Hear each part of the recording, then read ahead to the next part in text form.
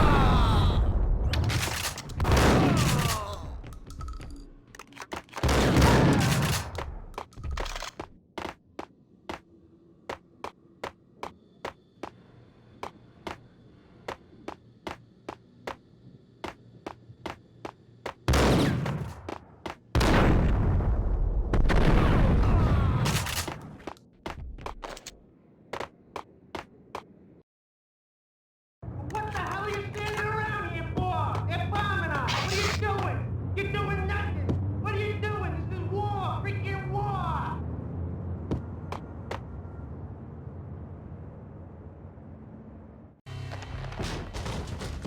Vinny Gognitti, just the man I've been killing to see. Payne? Freaking fed. I knew from day one there was something screwy about you. What do you think you're doing? You're a freaking cop. You ain't got squad on us. You can't just come in here waving your piece like it meant something. Yeah. Oh my God. Oh God, you shot me. Ah. You're dead, Payne. What the hell are you waiting for, you apes? Kill him. Kill him. With pleasure, boss. Gognitti bailed. I made like Chow Yun Fat.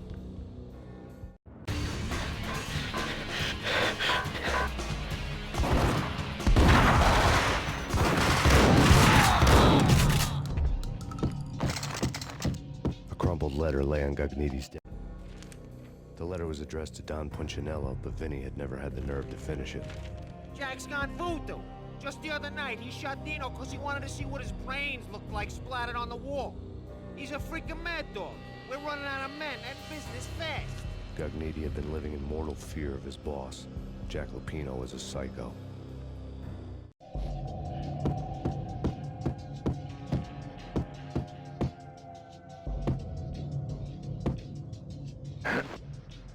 Vinny Gognitti was running scared. He could run, but with a bullet in his stomach like a broken bottle of Tabasco, he was quickly running out of time. He knew where his boss was, and I wanted to square things up with Jack Lupino. Gognitti would be moving fast. I don't know about angels, but it's fear that gives men wings.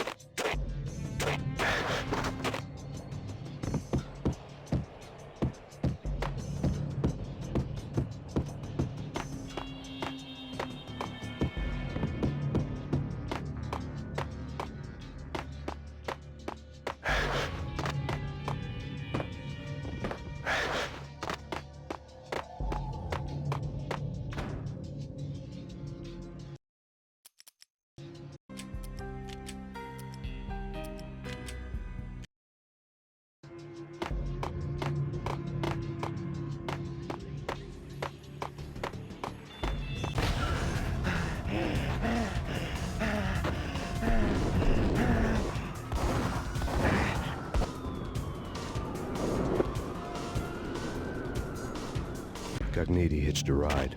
To catch him, I'd have to follow his lead.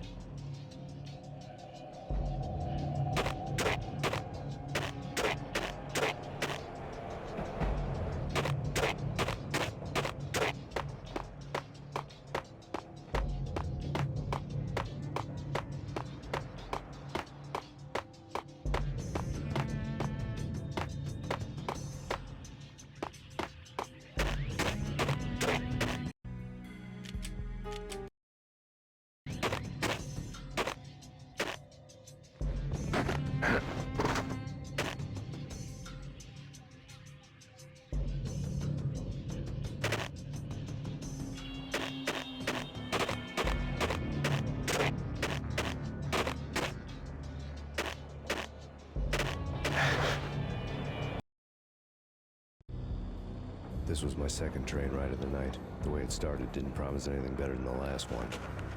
Freezing wind tearing at my face like sandpaper and razors, ice hard and slick under my hands and feet. Somewhere in the background, the wail of sirens, the city howling after me. New York sped by in fast forward. Dark rooftop water towers and a dead forest of antennas and chimneys, all a blur. When the train he was riding slowed down, Gognitti made his move.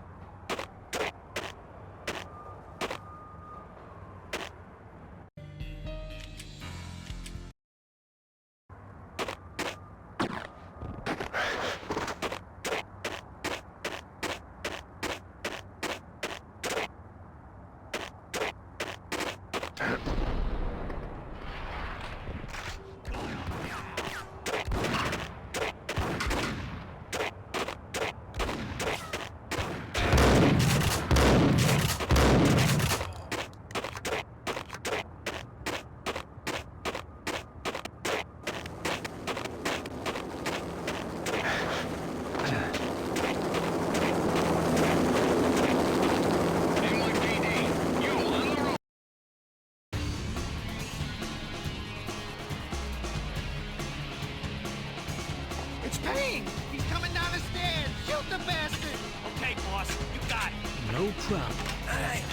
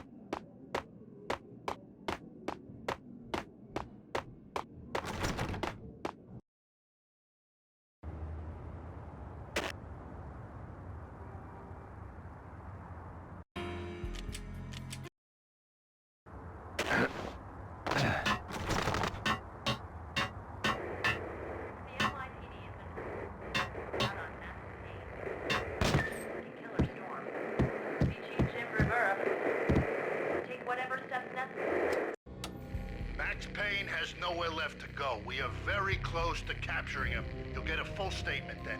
Right now, I've got better things to do, ma'am. That was Deputy Chief Jim Rivera from the NYPD with no further comment at this time. Apart from his suspicious food habits, I figured Bravura to be one of the good guys. Fate had just dropped us on different sides in this.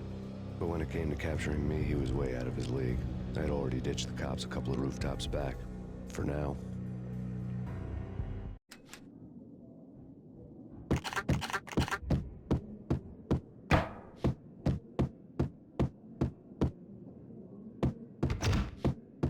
He's coming! I can hear him! Ready? Keep your guns pointing at the door. Okay, this is it. What the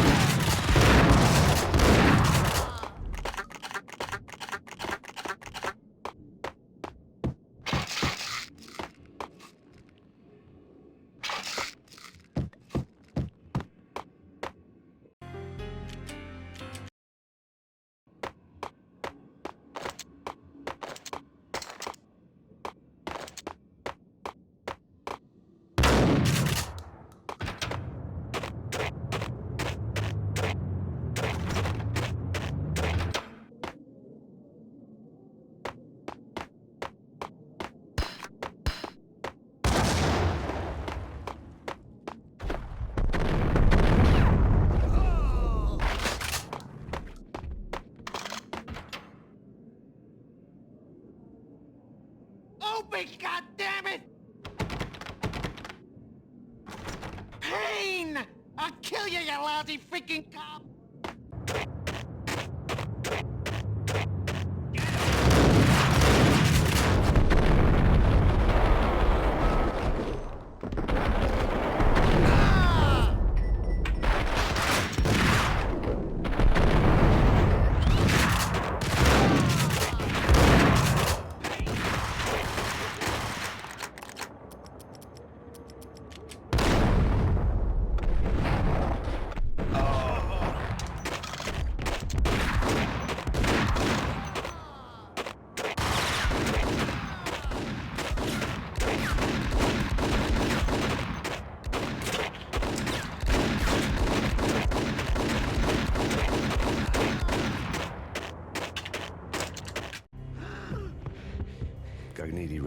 steam in a dead-end alley with steam boiling out of the sewer grates like all the fires of hell were burning high beneath us.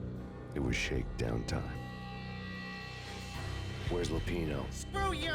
Bad start, Vinny. Ah! Police brutality! I rate pretty high on that. You can't just hurt me in cold blood? Just keep telling yourself that. Listen good, Candyman. I'm not gonna be anybody's fall guy. I want to know where your boss is hiding. There was no glory in this. I hadn't asked for this crap. Trouble had come to me in big dark swarms. The good and the just were like gold dust in the city. I had no illusions. I was not one of them. I was no hero. Just me and the gun and the crook. My options had decreased to a singular course. I'll tell you, just don't hurt me no more. Lupino's at Ragnarok, the nightclub. Book me, take me in the home into the freaking jail, just don't hurt me. Your rights will be read at your funeral. Ragnarok was Lupino's private nightclub, a den of drugs built into an old theater. I knew what waited inside. V-head junkies ready to explode in random acts of senseless violence. And Lupino's goon squad, the worst stone-cold killers this side of hell. Ragnarok was as inviting as a headache, flickering and flashing to a machine gun beat. The belly of the nightclub was a gothic theme park that began with bondage games and led to the nasty stuff from there. As subtle with its dark message as a cop killer bullet through the heart. Like father, like son. Just like Jack Lupino.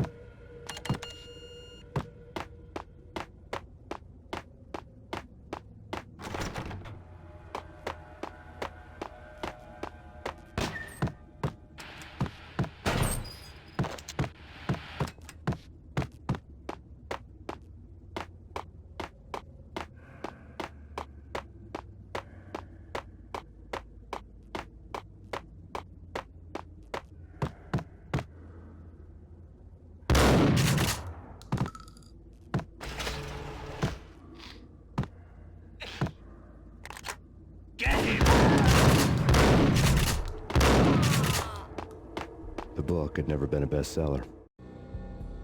Given the setting, I was surprised to find that somebody had been passing time reading. The paperback was entitled, The Age of Murder and Storm. The blurb on the back mentioned Norse mythos and Ragnarok, the end of a Viking world with a terrible winter that covered the earth in ice, when vile crimes were rampant and all humanity lost. I could see how somebody impressionable might get it into their head that we were at the end of time. I was also beginning to see what the nightclub and its owner were all about.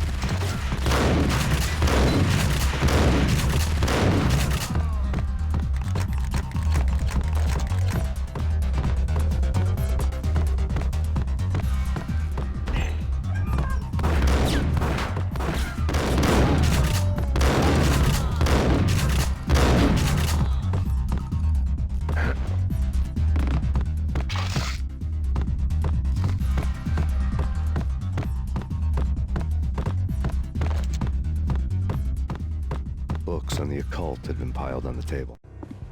The room was stacked with light reading, such as Necronomicon, Witchcraft, and Paradise Lost. Old exotic titles like Malleus Maleficarum and De Umbrarum Reini Novum Portis. Books with pentagrams on their covers, all dealing with the occult and the infernal, lying between stacks of horror videos and a couple of Ouija boards. The only thing I could take seriously was the thought of Lupino taking it seriously. He had been spending a lot of time getting intimate with the guy downstairs.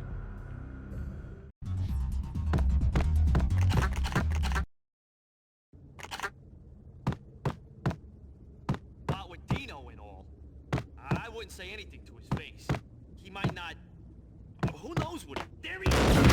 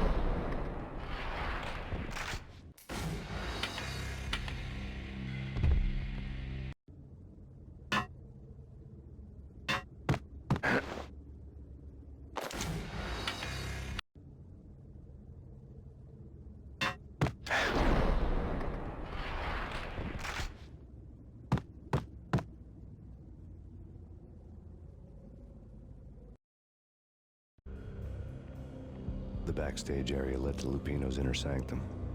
The hot air inside was like an invisible wall, thick with incense and something else, a sickly sweet smell that made you gag. This was the rotten core of the Big Apple. Lupino lurked somewhere ahead, like a spider at the center of his web, waiting. The vapors in the air started to make my head swim. Torn pieces of a letter lay scattered on the sofa.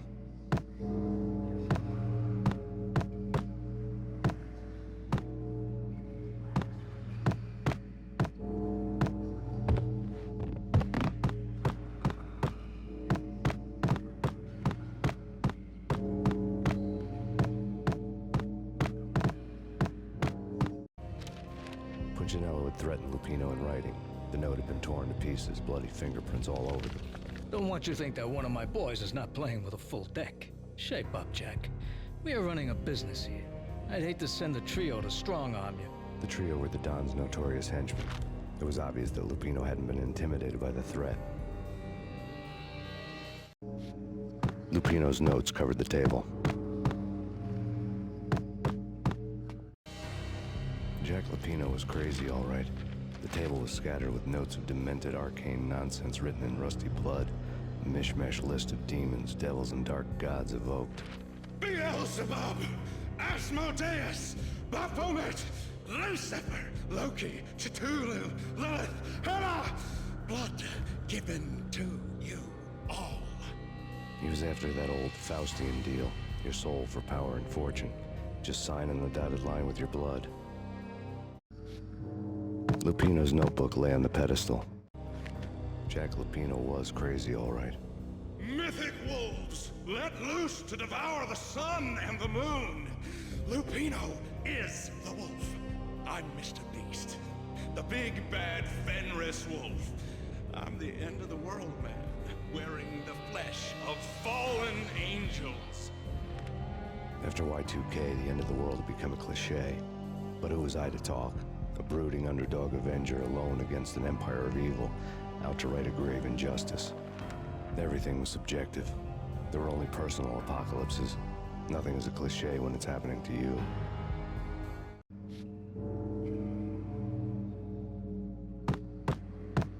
The flesh of fallen angels! Come to me all! Astaroth, Beelzebub, Asmodeus, Baphomet, Lucifer, Loki, Satan, Cthulhu, Lilith, Hela! Blood to you all!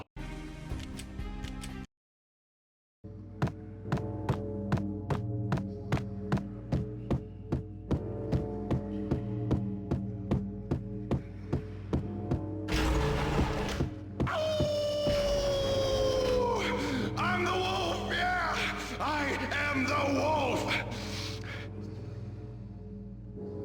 It's close. It's coming. You have come. To the end of time. It's now! I will rise to her side! I don't need the words! I'm beyond the words!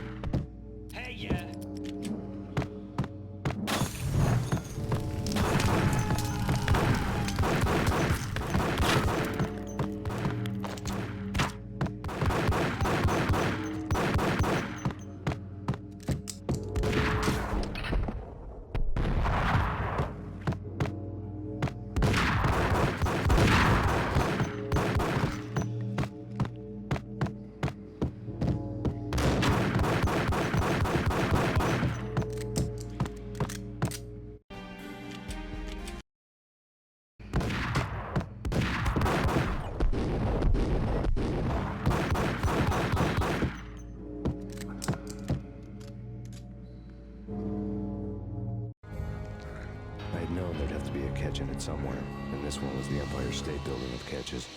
Lupino was pumped up and dying to go 15 rounds with a mutant alligator. And then he started this spooky monkey talk, straight from a bad dream. Mine. I have tasted the flesh of fallen angels. I've tasted the devil's green blood. It runs in my veins. I've seen beyond a world of skin, the architecture of blood and bow and arrow. Death is coming! She is coming, and hell follows with her. This is the twilight winter. I am ready to be her son. Her time is now, and all who stand in her way must die!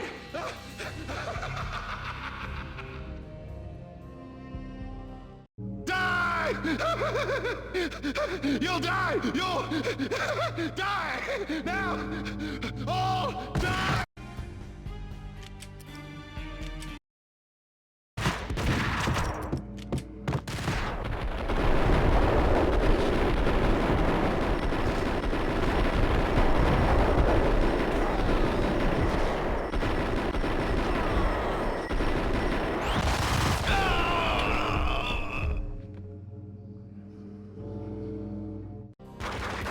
Lupino finally went down.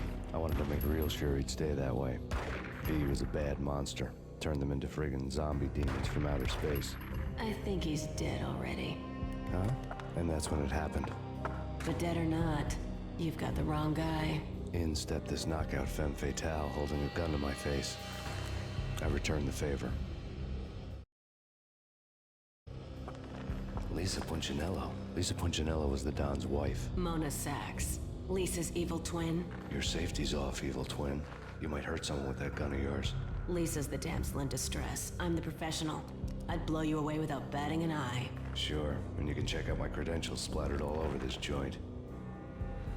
Jack couldn't have framed you. Not the state he was in. We're after the same slime bag. Angelo Quincinello's the one who murdered your friend and framed you with it. You know this for a fact. I've got my sources. I don't have a clue these days. I just shoot them as they come. Who put a contract on the Archfiend? This one's mine. I hate the guts of that sadistic wife-beater.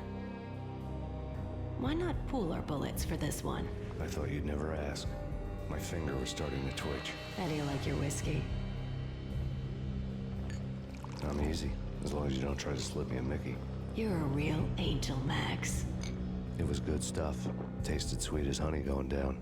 Nothing personal. Can't risk you going berserk and getting Lisa killed.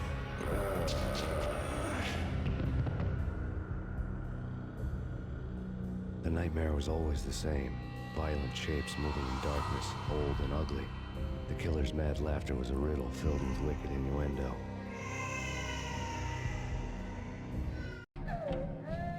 Somewhere, the baby was crying.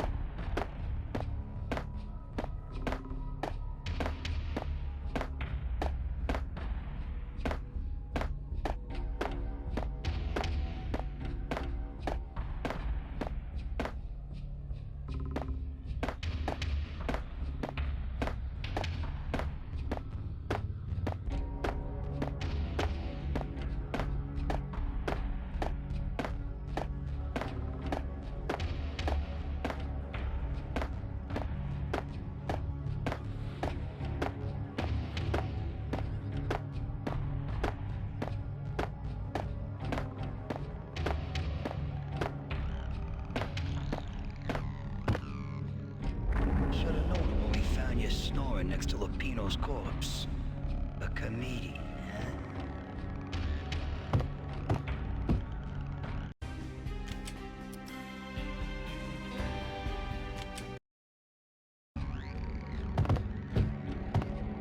The pictures were filled with good old times.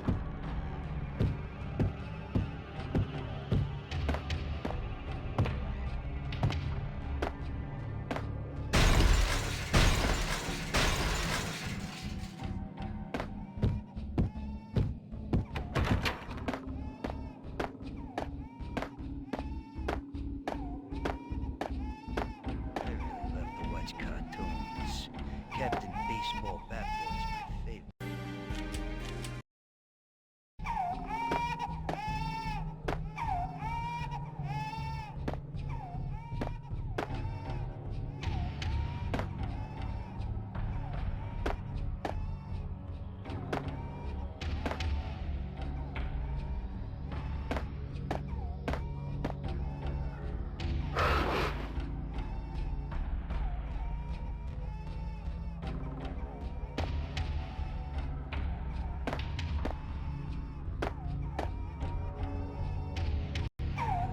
Watch cartoons. Captain Baseball Backboard's my favorite.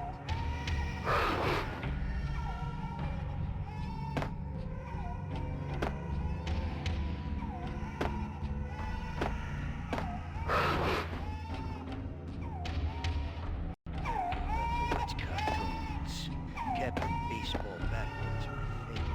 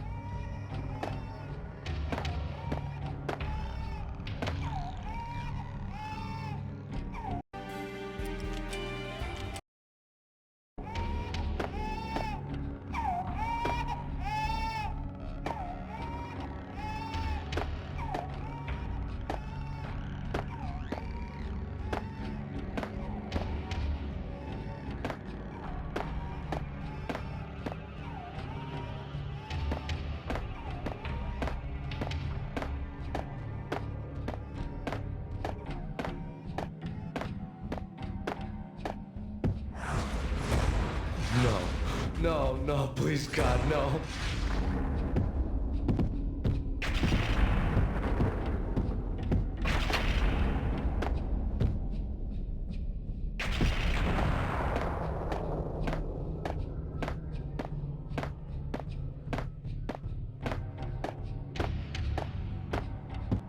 Slice them, shoot them full of holes, blow them to bits, vaporize them, disintegrate them. No matter what you do, they'll still be back good as new. Michelle's diary lay on the table. Max, no, please, Max. Why? I didn't mean to. I'm sorry.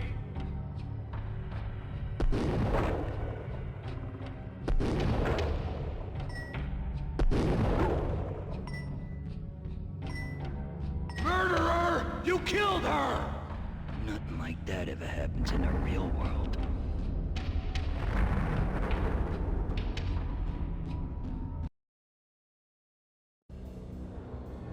I woke up in a bad dream. My head felt 2 sizes too small for my brain, Max Payne, I envy your name. and the killer was smiling. Pleased to meet you. I'm Frankie the Bat Niagara. Niagara, as in you cry a lot? He had a baseball bat and I was tied to a chair. Pissing him off was the smart thing to do.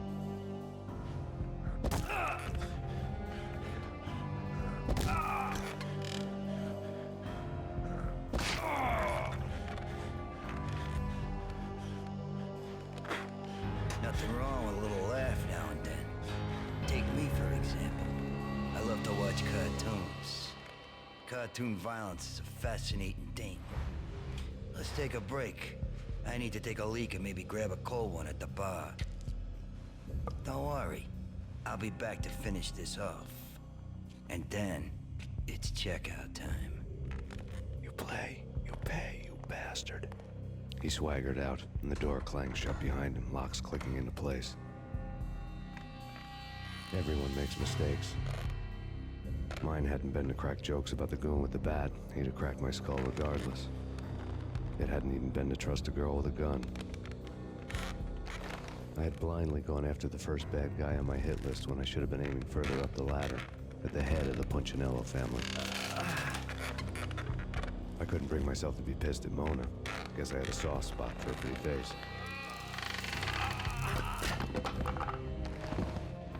But when somebody decides to play baseball with your head, you tend to get sore.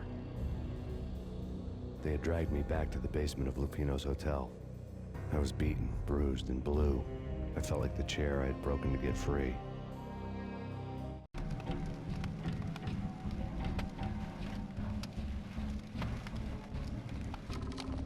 All I had was Niagara's bat, sticky with my own blood.